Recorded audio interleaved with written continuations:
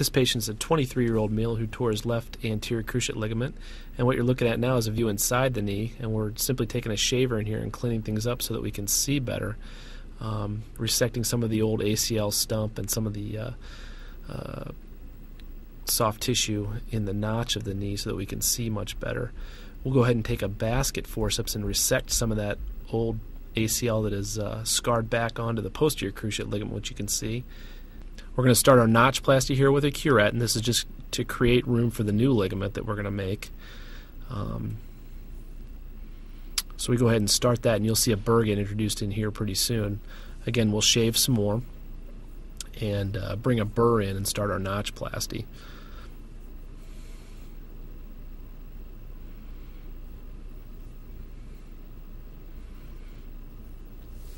Here's the burr, and we're continuing with our notchplasty. That's a 5.0 acromioblaster burr that we use for our notchplasty. We find that does a pretty good job. We'll use that in reverse occasionally it sort of cleans up the articular cartilage anteriorly there and allows good visualization.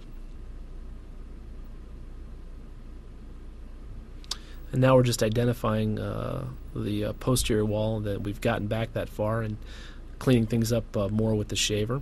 Here's our tibial guide for our tibial tunnel, referencing off the PCL and the old footprint of the ACL, and we've drilled the pin for our tibial tunnel. Our tibial tunnel has already been drilled, and we know it's pointing in the right direction. It's about 1 o'clock on a left knee, and so now we're using a core reamer to drill that tibial tunnel, and that'll save the bone for us, and we'll be able to bone graft our defects from our bone-patellar bone autograft. Now we're using the over-the-top femoral guide. We'll drill our pin here.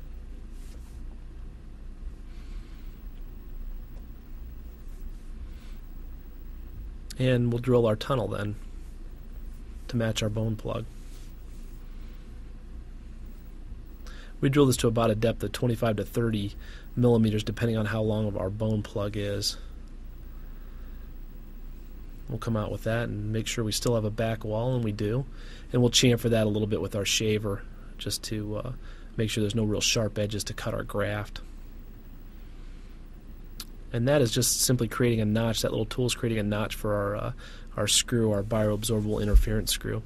And now all we're doing here is passing our graft after our tunnels are drilled, and we'll pull them up into position and identify that we still have a back wall, and this is a pin just to place our screw fixation for our graft on the femoral side, and that'll guide our interference screw into position. There's a sheath on that underneath that screw to protect the graft so we don't cut it. Once that screw is in position, the only thing that's left to do is cycle the graft and tension it, and then place our tibial fixation, which would consist of another bioabsorbable interference screw.